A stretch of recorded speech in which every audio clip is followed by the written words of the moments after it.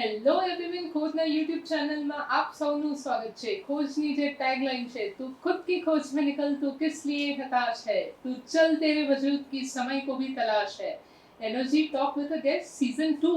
Today I'm very excited to invite a very special guest on Khoj YouTube channel। He is none other than renowned actor Prem Ghadvi। નમસ્તે sir. Thank you. Okay, હું દર્શકોને જણાવવા ઈચ્છીશ, acting is a field of emotions, acting is a field of expressions, so acting આપની લાઈફમાં આવી કઈ રીતે? એક્ટર છે ને, માણસ નાનપણથી જ હોય, તમે જોયું હશે, બાળકો બી Wow. એક્ટિંગ તો કરતા જ હોય છે, એટલે એક્ટિંગ બધાની લાઈફમાં હોય છે ક્યાંક ને ક્યાંક કોઈ બી રીતે. યસ, કારણ કે આપણે હ્યુમન બિંગ છે ને, દરેક સિચ્યુએશન પ્રમાણે બિહેવ કરતું હોય છે. Actor is also doing that the same thing. એ જે સ્ક્રિપ્ટ છે, જે કેરેક્ટર છે, એ પ્રમાણે બિહેવ કરતો હોય.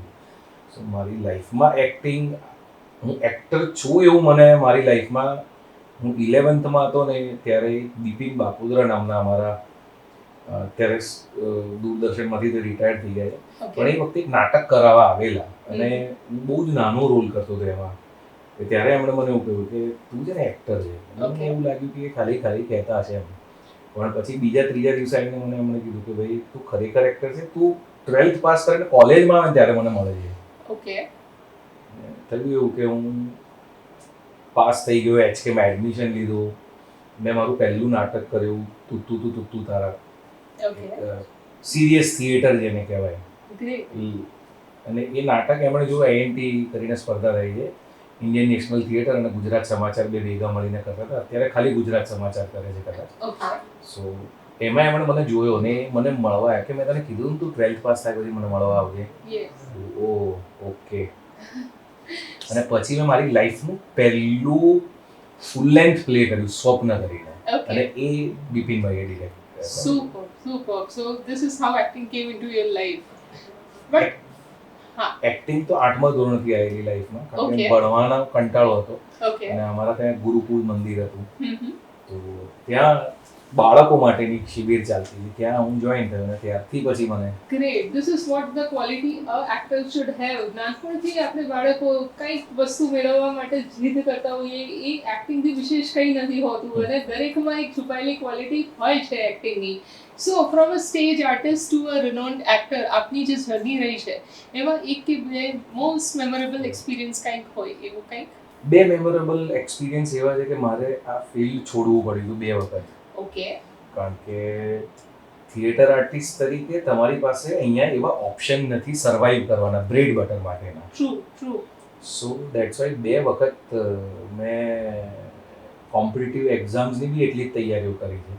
ઓકે, હા, એટલે એક સમય હતો જ્યારે મારે પોલીસ ઇન્સ્પેક્ટર બનવું હતું, વાવ, તો એના માટેની તૈયારી કરી. ઓકે, થોડા માટે રહી ગયો, પાછો નાટકો કરવામાં આવ્યો. એના પછી મેં 102 નોટ આઉટ કરીને એક અમારું નાટક છે એ નાટક કર્યું, છે યાર, જેના અમે we have done more than 880 shows of that play.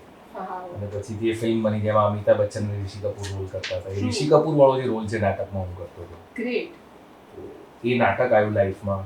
Okay, પાછું બધું ડામાડોળ થયું, હમ, પાછું હું જોબ કરી. એ જોબ Okay. બી 2-3 મહિના થઈ.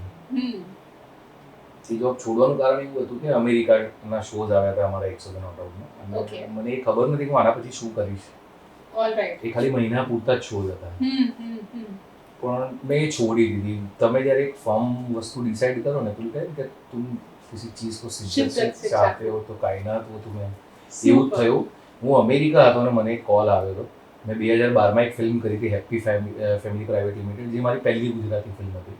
ઓકે, ત્યાં બ્રજેશ હિરજી કરીને હમ, એક એક્ટર છે, બહુ બોલિવૂડ ફિલ્મોમાં તમને હું એમની નાની ઓળખાણ આપું તો ગોલમાલમાં પેલા નાગ બને છે ને, હા, એ બ્રજેશ હિરજી, એમની સાથે મેં એક ગુજરાતી ફિલ્મ કરી. ઓકે, એમને ખબર નહીં, હું બહુ યાદ રહી ગયેલો. તો એ વાયકોમ 80 ને એક ગુજરાતી ચેનલ આપણી કલર્સ ગુજરાતી અત્યારે યસ, ટેક ઓવર કરી હતી એવી, તો એમાં 6 નવા શો શરૂ થતા હતા. એમાંના એક પ્રોડ્યુસર એ પોતે હતા. તો કે Okay. તું એ શોમાં જોડાય એઝ એ ક્રિએટિવ ડિરેક્ટર. અને હું US હતો ત્યારે એમનો ફોન આવ્યો તો મને કે તું ફ્રી છે? મેં કીધું હું હવે ફ્રી જ છું, કારણ કે મેં જોબ છોડી દીધી છે. ઓલરાઈટ, સો એ રીતે મારી સેકન્ડ ટાઈમની જર્ની ત્યારથી શરૂ થઈ ઇન Super. 2014. ઓકે, સો આપ અગર આપની જર્ની પર ક્લિયર છો તો ડેફિનેટલી ભગવાન પરીક્ષા લે છે, તમને ડાયવર્શન ઇલ્યુઝન બી આપશે, ડાયવર્શન બી આપશે, but if you are firm on your goal then no one can stop you to reach your destiny or destination. મેં બહુ બધા વ્યુઅર્સ પાસેથી સાંભળ્યું છે, જ્યાં પ્રેમ હોય છે, હાજર હોય છે, ત્યાં ધમાલ હોય છે, ત્યાં કંઈક ને કંઈક વિસ્ફોટ થાય છે. Is it true? હા, એટલે મારું નામ પ્રેમ છે, પણ પ્રેમ પોતે જ એવી વસ્તુ છે કે જે તમારા જીવનમાં ઉથલ પાથલ કરી જ નાખે. એવું નહીં. એટલે પ્રેમ આ પ્રેમની પરિભાષા કંઈક જુદી છે.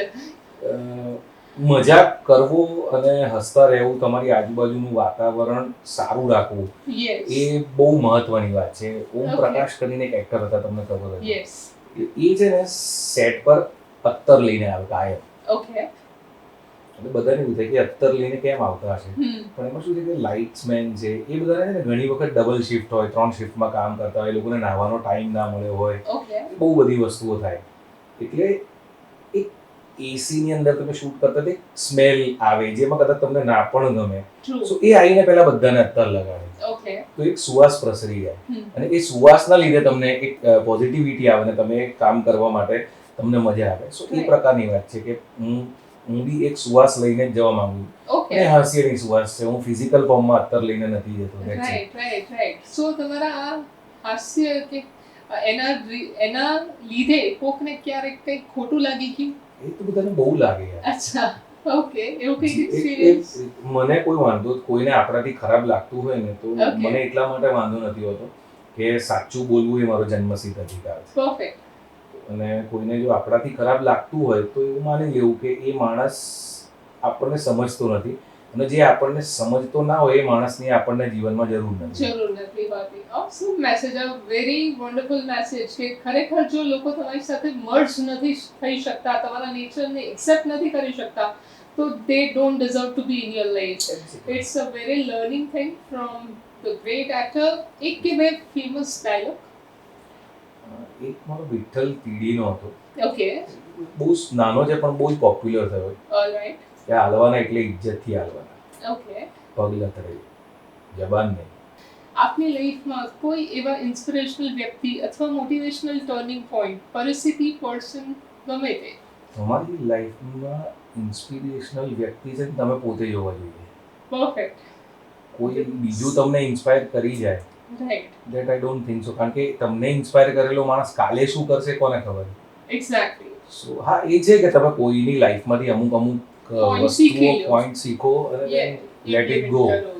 યસ, કારણ કે અત્યારે ઘણા બધા લોકો છે જેને તમે રોલ મોડલ માનો અને એ બધી ગુટકાની એડમાં બી આવતા હોય, ઘણું બધું થતું હોય. Awesome answer કે આપ अपने आप को गुरु बनाते हो, જો તમે પોતાને ગુરુ બનાવો છો અને પોતાના મોરલ્સ કે એથિક્સને ફોલો કરો છો તો definitely tomorrow you can set an example, you can become an idol for each and every person. એક final message as a actor. Actor તરીકે મેસેજ આપવા કરતા મારે એક વાત એ કરવી છે Please. કે તમે જ્યારે કંઈ બી કરતા હો ને જી. ત્યારે 100% કરો. Awesome. Yeah. Like તમે કચરો બી વાળતા હોય ને તો કોઈ એવું કહેવું જોઈએ કે આના જેવો કચરો કોઈ નથી વાળતો. સો કોઈ બી જોબ છે નાની નાની જ્યારે કરો છો ને એ બહુ જ મન લગાડીને, જી જાન રેડીને કરો તો બેસ્ટ કરવાનું, તમારું બેસ્ટ હોવું Work જોઈએ. as it is your last day. Exactly. Yes, awesome message for each and every viewer of Khoj કે જો કરતે હો, જે બી તમે કરી રહ્યા છો, that should be 100%, more than 100%, તો definitely you will be reaching your success. So આ હતા આપની સાથે renowned actor Prem Gadhvi. Thank you for your precious time.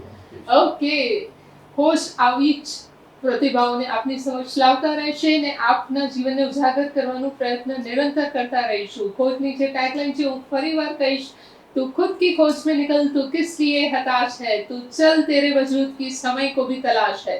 Do subscribe the YouTube channel Khoj by Puneet ji, hit the bell icon, like the video and do comment for sure. Thank you so much. Jai Kasturban Dev.